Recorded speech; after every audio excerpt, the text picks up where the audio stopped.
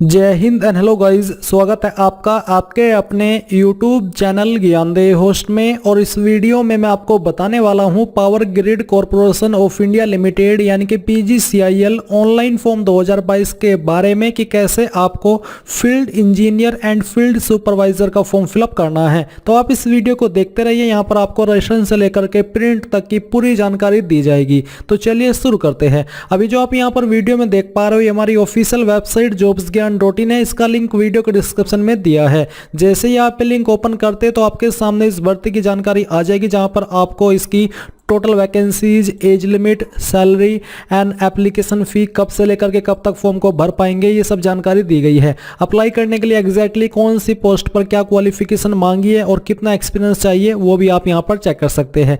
तो ये सब जानकारी चेक करने के बाद में आप अप्लाई ऑनलाइन पर क्लिक करेंगे।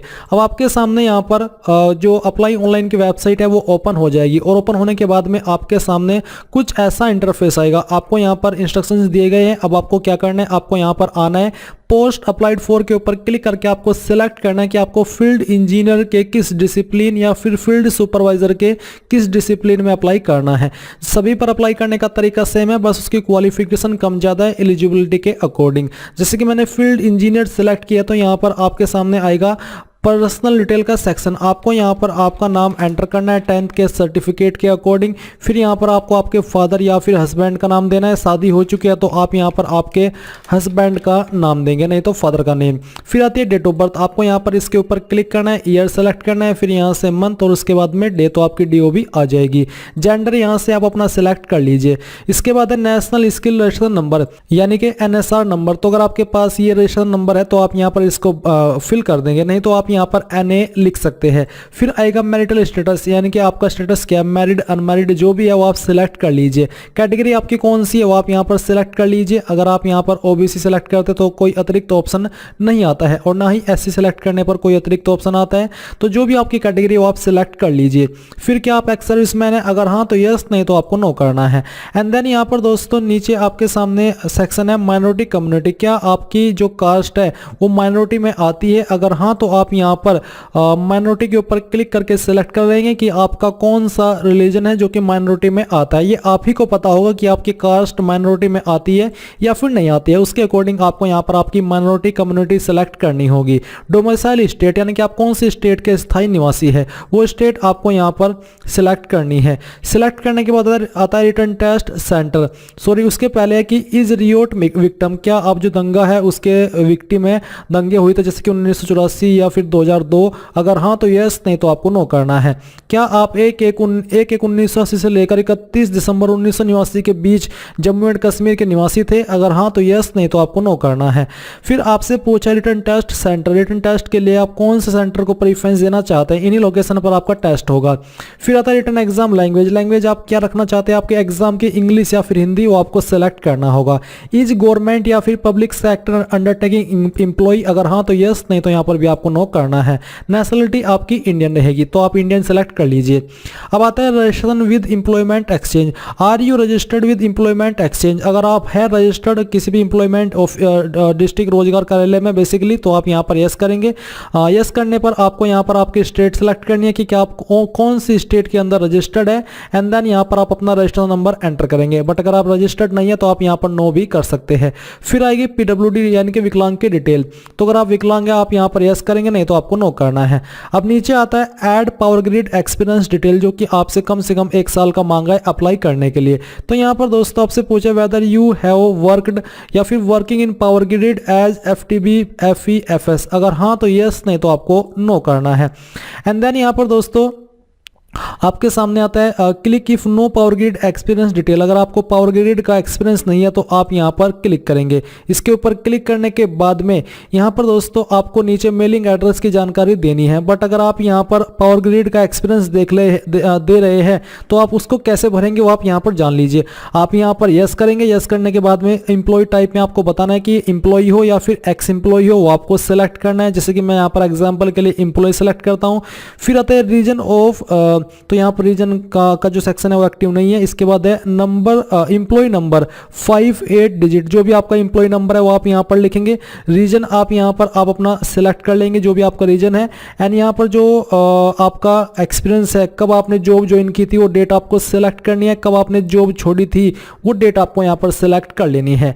फिर आएगी दोस्तों आपके सामने मेलिंग एड्रेस यानी कि आपके प्रेजेंट एड्रेस की इन्फॉर्मेशन। तो जो भी आपका प्रेजेंट एड्रेस है वो यहाँ पर आपको एंटर करना है। ये इस तरह से आप यहाँ पर पूरा एड्रेस अपना एंटर कर देंगे। कोई लैंडमार्क है आपका वो यहाँ पर भर देंगे। नियरेस्ट रेलवे स्टेशन कौन सा है वो आप यहाँ पर लिखेंगे। सिटी का नाम आप यहाँ पर अपनी एंटर करेंगे।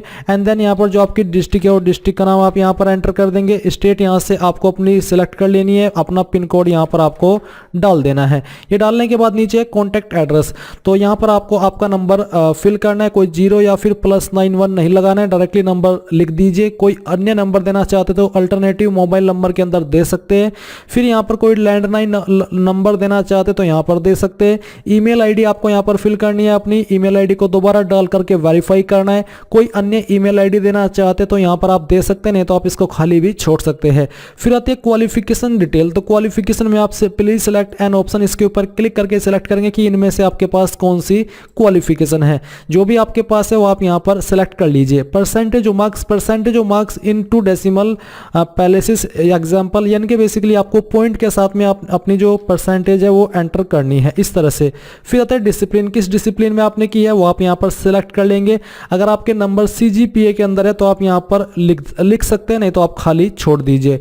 ड्यूरेशन ऑफ कोर्स फ्रॉम, कब आपने कोर्स ज्वाइन किया था वो डेट मंथ ईयर आपको यहाँ पर सिलेक्ट करना है। इस प्रकार से आप यहाँ पर इसको सिलेक्ट करेंगे। एंड कब तक आपने कोर्स किया था वो आप यहाँ पर सिलेक्ट कर लीजिए। तो चलिए हम इसको सेलेक्ट कर लेते हैं। फिर आता है date of declaration of result. आप write date of issue of final year marksheet, जो आपकी फाइनल ईयर की मार्कशीट है वो कब इशू हुई थी वो यहाँ पर आपको सिलेक्ट कर लेनी है इस तरह से। फिर है मोड ऑफ कोर्स, तो full time, part time, distance mode क्या था वो आप सिलेक्ट कर लेंगे। डिवीजन आपकी क्या थी, फर्स्ट, सेकंड, थर्ड या फिर नॉट एप्लीकेबल, वो आप सिलेक्ट करेंगे। अब आते हैं board university. Please right complete board university name, do not use short form, यानी कि यहाँ पर आपको आपका जो यूनिवर्सिटी का नाम है उसका पूरा नाम देना है, शॉर्ट फॉर्म यहाँ पर आपको नहीं लिखनी है। Institute, please right complete institute name, आपको यहाँ पर आपके इंस्टीट्यूट का पूरा नाम देना है। जैसे कि अगर आपने डायरेक्टली कैंपस से आपकी क्वालिफिकेशन की है तो यहाँ पर आप अपनी यूनिवर्सिटी का नाम देंगे और यहाँ पर आप जिस डिग्री कॉलेज से आपने किया है उसका नाम देंगे। बट अगर आपने डायरेक्टली कैंपस से किया, जैसे कि मैंने आपको बताया, तो दोनों में आपकी यूनिवर्सिटी का नाम दे देंगे। बट अगर आपने डायरेक्टली कैंपस से नहीं किया है तो बोर्ड यूनिवर्सिटी के अंदर आप अपनी यूनिवर्सिटी का नाम देंगे एंड यहाँ पर जो आपके इंस्टीट्यूट है उसका नाम दे देंगे। अब आती है bank detail for online payment of TA of eligible to eligible candidates. यहाँ पर आपको अपनी बैंक डिटेल देनी है। आपका अकाउंट होल्डर नेम लिखना है, बैंक नेम लिखना है, ब्रांच नेम लिखना है, ब्रांच सिटी लिखनी है, अकाउंट नंबर देना है और FSC कोड देना है। ये सब इन्फॉर्मेशन आपको आपकी पासबुक के ऊपर मिल जाएगी, वहां से आप देख करके ये सभी डिटेल्स भर लीजिएगा। Transparency relationship declaration, do you have any relative working employed in power grid, अगर है तो आप यस करें, नहीं तो आपको नो करना है। अब जितनी भी जानकारी आपने यहाँ पर भरी इन सभी को चेक करें और चेक करने के बाद में कंटिन्यू पर क्लिक करें। अब गाइज यहाँ पर आपके सामने कुछ ऐसा इंटरफेस आ चुका है। यहाँ पर आपको देखने को मिल रहा है कि ऐड क्वालिफिकेशन डिटेल, अगर आपके पास कोई अतिरिक्त क्वालिफिकेशन है तो आप उसकी जानकारी भी दे सकते हैं। जैसे कि आप यहाँ पर देखेंगे कि आपके सामने सेक्शन आ चुका है। एंड अगर आप कोई एक्सपीरियंस देना चाहते हैं अतिरिक्त तो आप ऐड एक्सपीरियंस डिटेल इसके ऊपर क्लिक करके उसको भी दे सकते हैं, नहीं तो आप इसको खाली छोड़ दीजिए। आप यहाँ पर नीचे आएंगे और आप देखेंगे आपको डॉक्यूमेंट अपलोड करने हैं। तो यहाँ पर आपको फोटो अपलोड करना है जिसका जो साइज है वो आपका 50 KB से कम रहना चाहिए। फॉर्मेट JPG का रखा है। तो आप चूज फाइल के ऊपर क्लिक करेंगे एंड जहां पर भी आपकी फोटो फाइल है वो आपको सिलेक्ट करनी है। तो जैसे कि मैं आपको बता दूं कि इस फॉर्म को मैं डेमो के रूप में भर रहा हूं, यानी कि एग्जांपल के लिए मैं इस फोटो को यहां पर सिलेक्ट करता हूं, यहां से ओपन करता हूं तो आपकी फोटो फाइल आ जाएगी। आपको अपलोड फोटो के ऊपर क्लिक करना है और आप देख सकते हैं कि आपका फोटो अपलोड हो चुका है। अब आपको सेम तरीके से सिग्नेचर अपलोड करना है। जहां पर भी सिग्नेचर है उसको सिलेक्ट करें, यहां से ओपन करें और अपलोड सिग्नेचर के ऊपर क्लिक करके उसको अपलोड कर दे। फिर आपको बर्थ सर्टिफिकेट अपलोड अपलोड करना है जिसमें कि आप 10th का सर्टिफिकेट अपलोड कर सकते हैं। इसका फॉर्मेट आपका पीडीएफ का रखा है, यानी कि पीडीएफ की फाइल वो होनी चाहिए। तो जहां पर भी आपका 10th का सर्टिफिकेट है उसको सिलेक्ट करें, यहां से ओपन करें और फिर अपलोड सर्टिफिकेट के ऊपर क्लिक करके अपलोड कर दे। और आप यहां पर व्यू के ऊपर क्लिक करके इसको व्यू भी कर सकते हैं। अब जो आपका क्वालिफिकेशन सर्टिफिकेट है वो यहां पर आपको अपलोड करना है, यानी कि जो भी आपकी हाईएस्ट क्वालिफिकेशन है जिससे आप अप्लाई कर रहे हो वो सर्टिफिकेट यहां पर आप सिलेक्ट करेंगे, यहां से आप ओपन कर लेंगे और फिर आप अपलोड सर्टिफिकेट पर क्लिक करेंगे। अब आते हैं क्वालिफिकेशन मार्कशीट इंडिकेटिंग मार्क्स, यानी कि जो आपकी क्वालिफिकेशन है उसकी जो मार्कशीट है वो आपको यहां पर अपलोड करनी है। सभी ईयर की आपको एक पीडीएफ के रूप में बना करके अपलोड करनी है। आपको काफी एमबी दी है, 10 MB और फॉर्मेट पीडीएफ का, यानी कि जो भी आपकी प्रति ईयर की मार्कशीट है उनके फोटो आपको लेने हैं। फोटो लेने के बाद में आपको उनको एक पीडीएफ के रूप में कन्वर्ट कर लेना है और फिर यहां पर आपको इसको अपलोड कर देना है। कोई प्रॉब्लम आपके सामने नहीं आएगी। अगर आप SC ST OBC है तो आप यहां पर कास्ट सर्टिफिकेट अपलोड करेंगे। जहां पर आपका कास्ट सर्टिफिकेट है उसको आप यहां पर सेम तरीके से सिलेक्ट करें एंड यहां पर फिर आप ओपन करके अपलोड सर्टिफिकेट के ऊपर क्लिक कीजिए और ये फाइल भी आपकी अपलोड हो जाएगी। अब आते हैं अदर डिटेल, जहां पर पूछे कि do you suffer from any major alignment, अगर हाँ जैसे कि कैंसर टीबी तो आप यहां पर यस करेंगे, नहीं तो आपको नो करना है। Have you ever been arrested kept under detention bound by police, क्या आप कभी किसी केस में अरेस्ट किए गए हो, दोषी पाए गए हो, अगर हाँ तो यस, नहीं तो आपको नो करना है। Have you ever been prosecuted fined convicted, क्या आप किसी कोर्ट में फाइंड किए गए हो, कन्विक्ट किए गए हो, अगर हाँ तो यस, नहीं तो आपको नो करना है। अगला सवाल आता है कि क्या आप कभी किसी जो एजुकेशनल अथॉरिटीज है, इंस्टीट्यूट है, उससे आप डिग्रेड किए गए हो, ब्लैक लिस्ट किए गए हो, अगर हाँ तो यस, नहीं तो यहाँ पर भी आपको नो करना होगा। अब आपको यहाँ पर टिक करना है और इन सभी जानकारी को वेरीफाई करने के बाद सबमिट एप्लीकेशन पर क्लिक करना है। अब गाइज यहाँ पर आप देखेंगे your application has been successfully registered, your registration ID, आपको रजिस्ट्रेशन आईडी मिल चुकी है। और यहाँ पर अगर आपकी कैटेगरी है जिसपे की फीस ली जा रही है, फीस यहाँ पर SC ST एक्स सर्विसमैन के लिए कोई फीस नहीं है और जो बाकी कैटेगरी है उनके लिए फीस है। तो अगर आपके ऊपर फीस एप्लीकेबल है, आप यहाँ पर click here to log in for payment of application fee के ऊपर क्लिक करेंगे। इसके ऊपर क्लिक करने के बाद आप यहाँ पर आपकी रजिस्टर्ड ईमेल आईडी एंटर करेंगे। आपको जो अभी ये जो रजिस्ट्रेशन आईडी मिली है वो यहाँ पर डालेंगे एंड ये कैप्चा कोड फिल करके लॉगिन पर क्लिक करेंगे। बट अगर आप यहां से डायरेक्टली आपका जो प्रिंट है वो लेना चाहते हैं तो आप क्लिक है टू डाउनलोड योर एप्लीकेशन, इसके ऊपर क्लिक करेंगे। इसके बाद में आपके सामने आ जाएगा।